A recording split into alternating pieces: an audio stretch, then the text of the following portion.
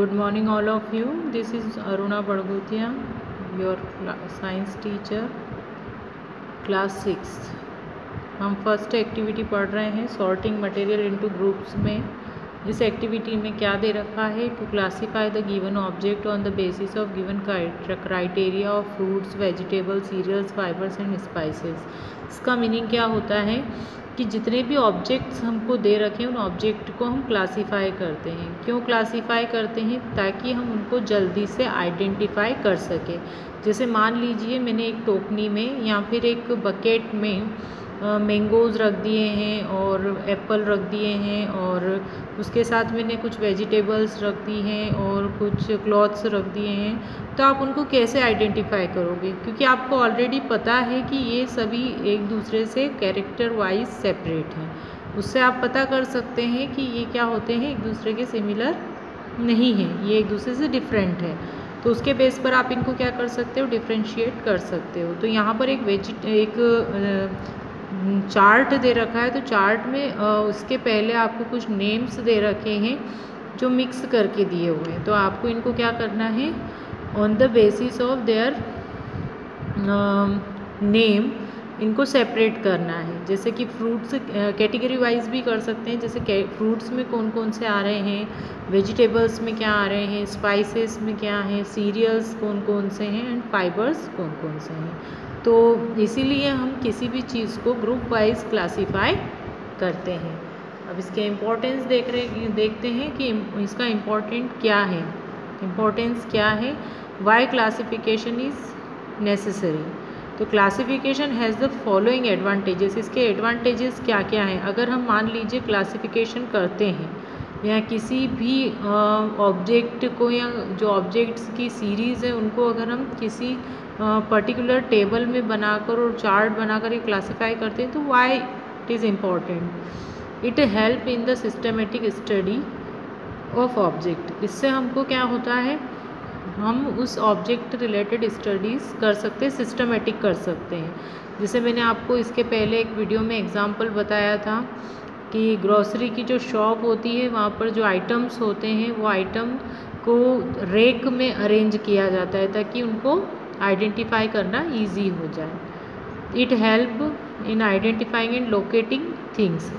उसकी जगह भी पता कर सकते हैं हम, है ना। इससे हमको क्या पता लग जाता है, उसकी जगह पता चल जाती है। एंड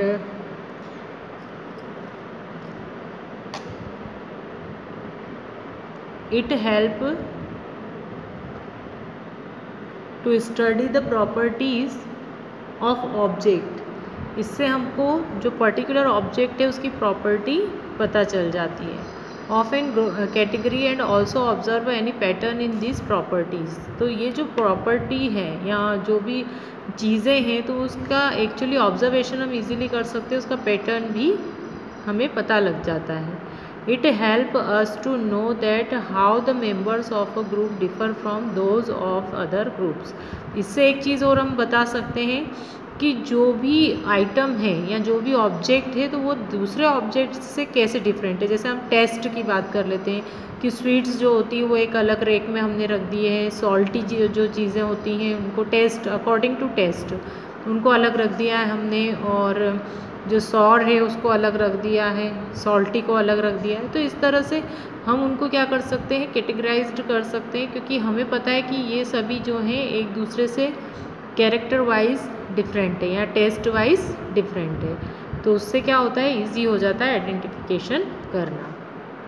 हम देखते हैं कि मटेरियल्स क्या होते हैं। तो अ सब्सटेंस और a thing which is used in making different object is called a material.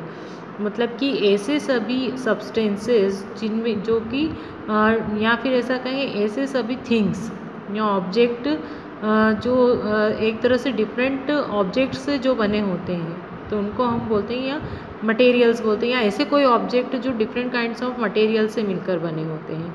तो जितने भी ऑब्जेक्ट्स होते हैं वो अलग अलग मटेरियल से बने होते हैं। जैसे हम देखते हैं कि वुड, जैसे टेबल है तो टेबल को बनाने के लिए क्या चाहिए होता है, वुड चाहिए होती है।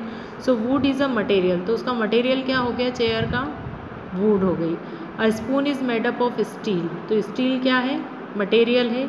Some more examples of materials are cotton, silk, coal, iron, plastic and glass. तो ये सभी भी क्या है, एक तरह से मटेरियल्स हैं जिससे हम डिफरेंट काइंड्स ऑफ थिंग्स बनाते हैं, मैन्युफैक्चर करते हैं बहुत सारे ऑब्जेक्ट्स। तो materials are generally of two types. आपको पता ही है कि जो मटेरियल्स होते हैं जो हम ऑलरेडी नेचर में जो हमारे प्रेजेंट है, नेचर से ही हम उनको इंटैक्ट करते हैं, उनको हम बोलते हैं नेचुरल मटेरियल्स। एंड जो ह्यूमन मेड होते हैं, जो ह्यूमंस खुद ही बनाते हैं, उसको ह्यूमन मेड मटेरियल्स बोलते हैं। फॉर एग्जांपल जैसे वुड जो होती है वो कहाँ से मिलती है, हमको किसी ट्री से मिलती है, तो ट्री क्या है, एक नेचुरल मटेरियल हो गया। और as so wood is a natural material and plastic is made up in factories, so it is a human made material। Plastic और पॉलीथीन ये सब जो होते हैं वो हमने बनाया है, हमने ही सिंथेसाइज किया है उसको, इसीलिए हम उसको मैन मेड मटेरियल या फिर ह्यूमन मेड मटेरियल भी बोलते हैं। देन नेक्स्ट है an object made of different material. क्या ऑब्जेक्ट जो होते हैं वो डिफरेंट मटेरियल से बनते हैं, तो द सेम ऑब्जेक्ट में be made up of different material. मतलब कि जो कभी कभी ऐसा होता है कि सेम ऑब्जेक्ट्स जो होते हैं वो डिफरेंट मटेरियल से बनते हैं।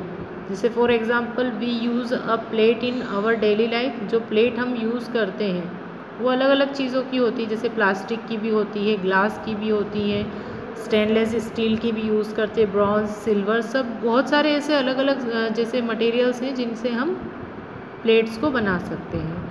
तो जैसे कि to find different material from which